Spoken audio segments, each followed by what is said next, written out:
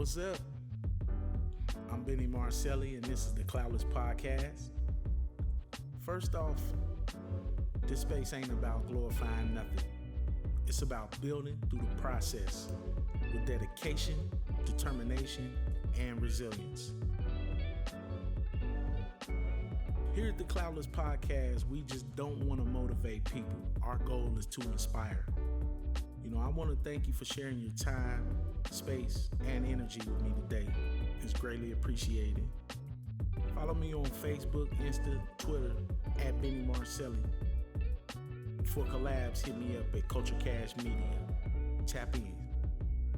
On today's show, we're going to be talking about politics, overcoming your fears, and being a progressive Black woman in today's society with the beautiful, lovely Takaya Smith.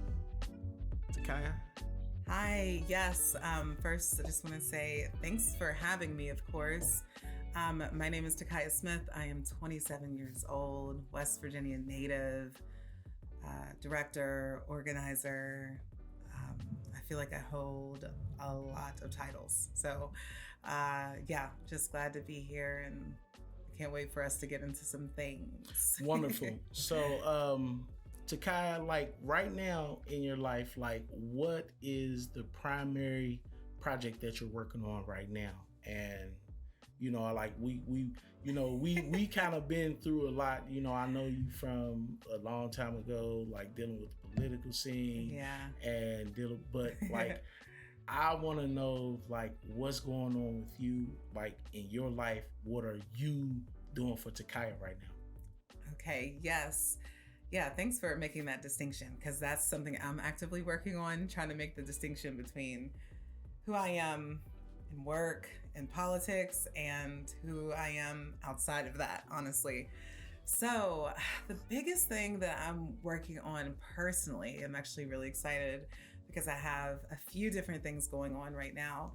I've started a whole new thing, a whole new weird thing, and it's called The Feels. Oh, wow. Yes, it is sorry. Oh, you're fine. It is a digital archive for Black women in West Virginia that is centered around joy and healing. Oh, wow. Now, I mean, so like the substance of that, just like Black women, joy and healing, like and in West Virginia. And in West Virginia. I mean, like you really don't get like all of those three topics within the same sentence. But I want you to explain for us on the CLOUTless Podcast, how did you come up with the feels and that being, the theme of what the project is? Yeah, well, I mean, honestly, I feel like I work with things that are typically pretty heavy, but it's not just in work, because of course, in organizing, there's politics, it gets grimy, it breaks your heart, it beats you up, you win some, you lose some. But I mean, just in life, so many of us are, go through things and are on our journey to healing, and you can't heal without joy. So to me, I've always just been really inspired by joy because I've relied on it to get me through some of my most difficult times.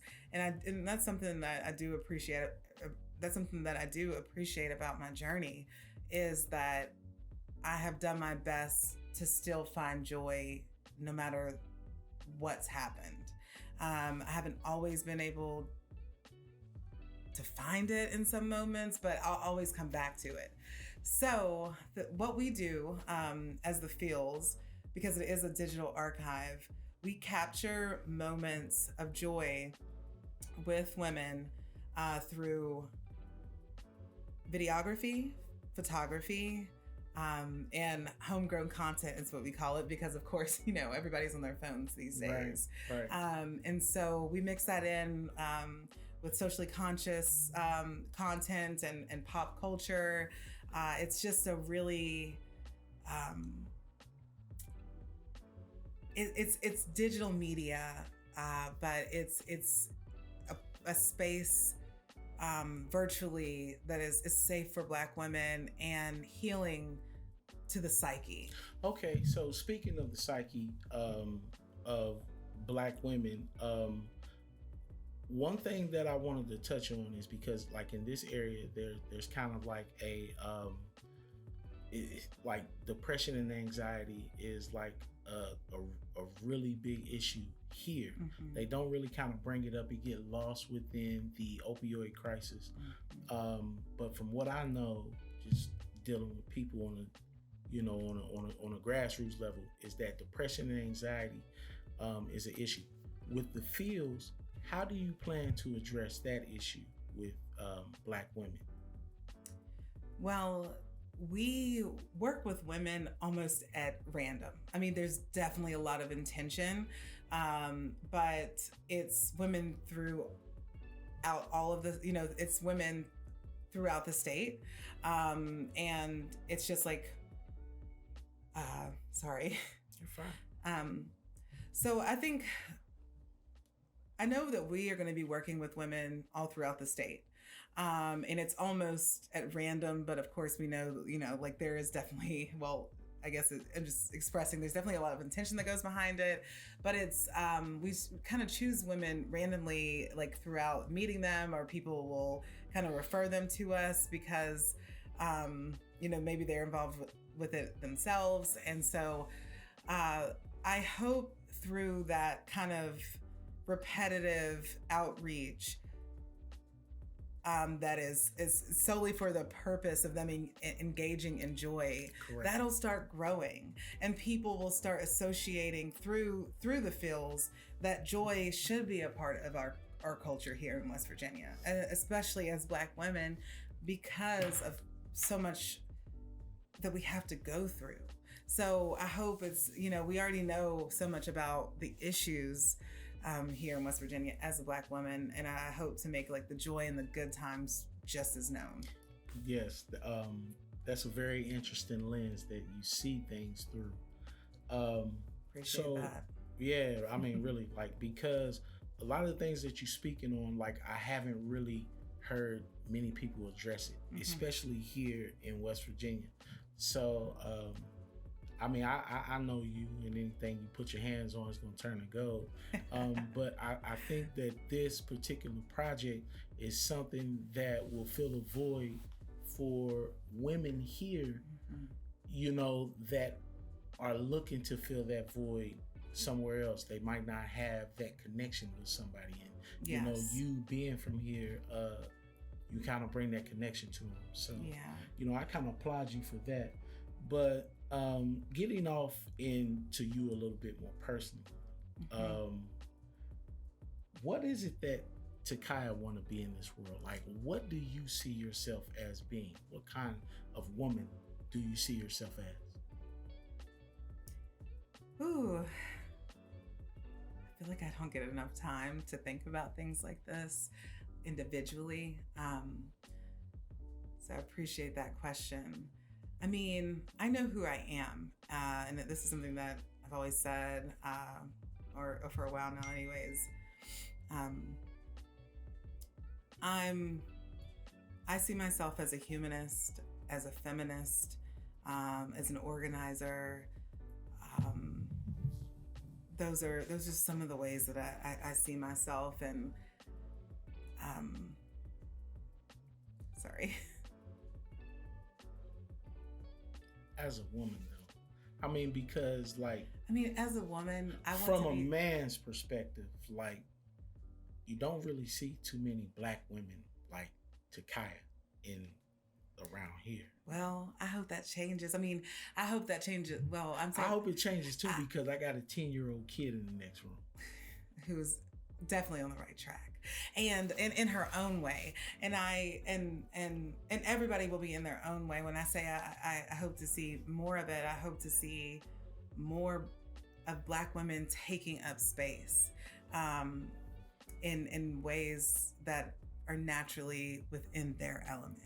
I mean, genuinely, I think a lot of times we as Black women shrink in the state because we feel like we're not really seen, prioritized, loved, respected, whatever the reasons are, and that's one of the things. And also, politics is just a part of who I am, because and we know that, it's everything political is connected to everything we experience as humans.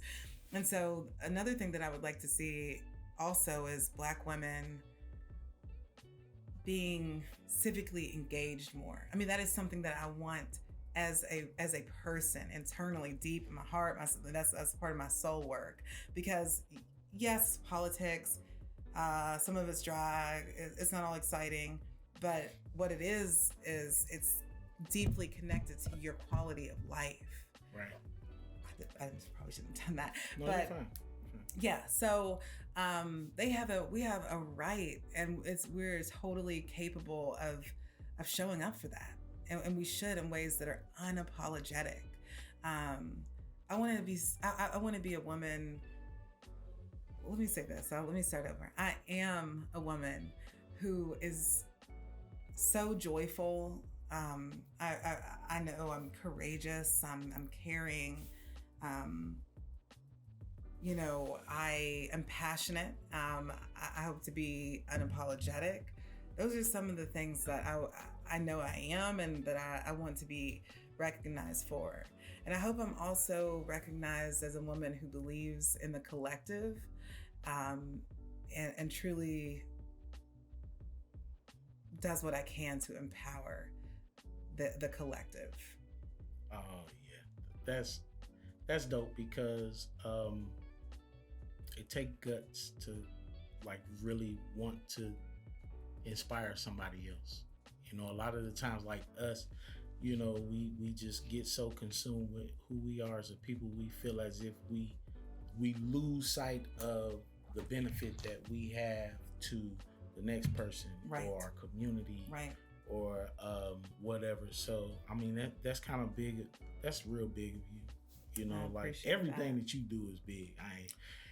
I appreciate that. And I in the words of Nikki Giovanni, I had a lot of people pour love into me. Okay. Yes. I love that. I think that's one of her poems, and it's just a beautiful thing. And it is true. I've had a lot of people, and especially a lot of women and men too. I mean, I've just had a lot of people in my life pour love into me, and it's made me who I am today. Like the good, the bad, but I've had a lot of love poured into me for sure.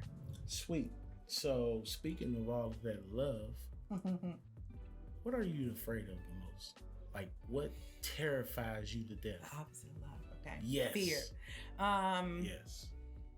Okay. Like, practically, I guess, it's like I'm afraid of the dark. Little things like that. I'm afraid of heights. The most. I mean, in life, I think my biggest fear is not being able to unravel myself fully from the lineage of generational trauma that I'm connected to. And I know that's kind of hard, and it's kind of heavy, or it might kind of, I don't know, sound difficult. I mean, but that's the truth. I mean, that's my biggest fear. That's the burden of a leader. Maybe. That's the burden of a leader. Like when you look introspectively, and whatever your biggest fear is, and is not letting somebody else down or coming up short here. You know what I'm saying? Like that is like the quality of somebody who can lead someone, a group of people, a country, a whole world to wherever they need to go. So I mean, like, I appreciate that. I know I came, and with that said, I want to make it clear, I know I came from a line of women, a line of people who persevered, and with that perseverance came a lot. There was a lot of burden, there was a lot of trauma, and they had a lot of success and joy and things like that in their lives. But the women before me had to go through a lot. And so I tried to live my life in a way as best as I can in ways to honor them persevering to get me here and in position to do better. Man. So when I look at that, I'm like, that was, I don't know if, but I'll just say this, like, I knew I couldn't make certain decisions, and I would always, that's what kept me out of certain things, like drugs or getting pregnant early and things like that, because I'm like, I was just so scared that I would just continue a cycle of poverty, or a cycle of struggle. Right. And I wanted to, you wanted better for yourself. I want better for myself. Right. That's my biggest fear. And I just, like, so I'm so committed, and I fall short sometimes. Like, I'm not at all perfect, but that fear just keeps me always going back to trying over and over again, trying my best and getting back up on my feet again. Everything that you just said, like, I could juxtapose that to my life. You understand what I'm saying? So it's like, I could, like, take everything that you just said, and that could be a verse for exactly how I feel. So it's important this is something that I'm coming to myself, is just understanding how important it is for us to speak our truth, and understanding how important it is for us to show that courageousness. You know what I'm saying? Because it's a lot of us that go through the same thing. But it takes us who have that certain level of understanding. Like I've been on the street for 10 years, hustling from when I was 13 years old to 23. I got locked up 23 and done 12 years in federal prison.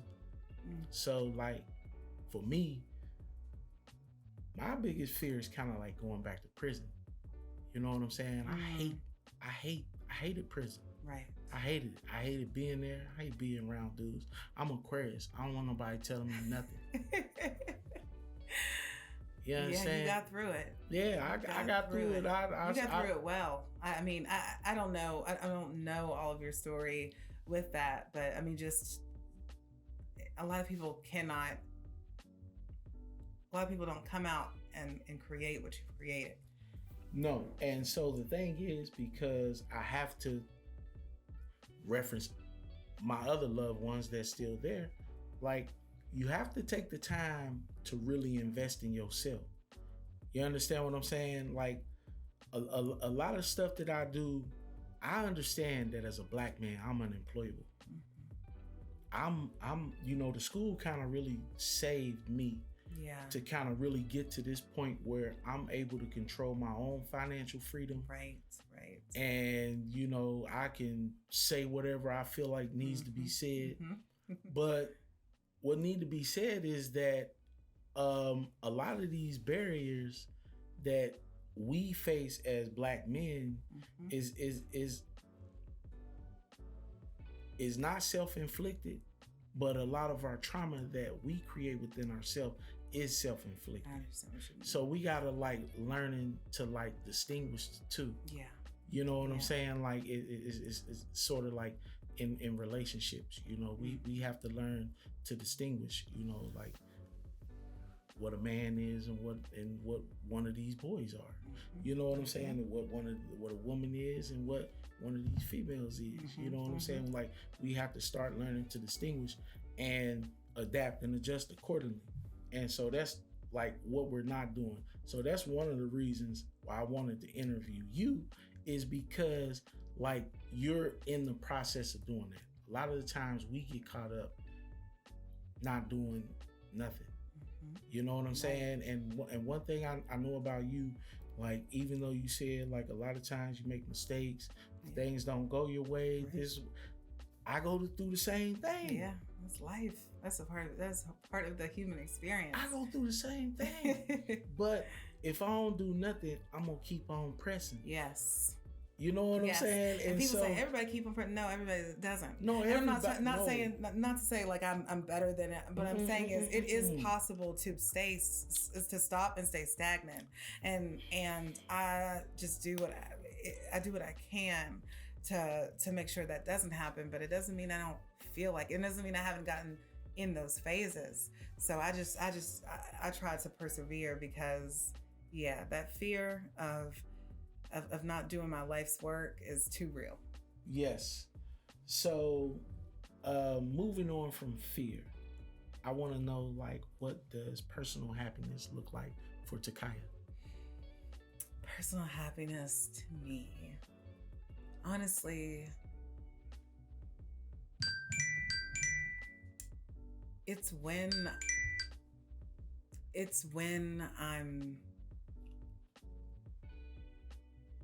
I'll say, like, I'm at my happiest when I'm doing things like for the feels. I mean, honestly, and what people very close to me know that I have actually been putting this together and working on this for years. I mean, I have years of content, and I mean, it's just like, and I want to say this. You got yours, yeah. Yes. Those are your years, yeah. Yes, I mean, listen, any content creator, like, you have to have, and that's one thing a lot of people don't understand is that, like, you know, if you're using an artistic perspective, you have to have content already created. You have to have a cache of content that you can go to and say, well, okay, I'm going to sit here and talk about me changing my life and become a better man, this, that, and the third. So I got pictures of me going to school with my kid, me doing this, me doing that, and things that I've done to really change my life. So like, you have to have a cache of content. Otherwise, you will just be posting videos. Oh yeah. You know? I mean, there's just so much intent with this project, the feels, there really is. And it's I can tell it bring you a lot of joy. Yeah. I mean, like, really, like, I can tell, like, just like when you're talking about it, like, as you're doing it, when we had that first meeting up at Pies and Pints. Yeah. I mean, like, I kind of knew. Yeah, that was dope. Yeah. That was really That was dope. like, I appreciate that because you're like, seeing me in my element.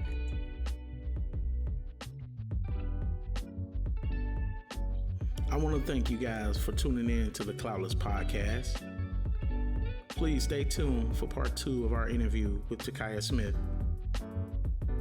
For all links, please check the description. Please like, share, and subscribe to our content on Instagram, YouTube, at Culture Cash Media. And remember, don't stress about it. Pray about it. Pray over it, pray on it, and pray through it. This is Benny Marcelli for the CLOUTless Podcast, and I'm out.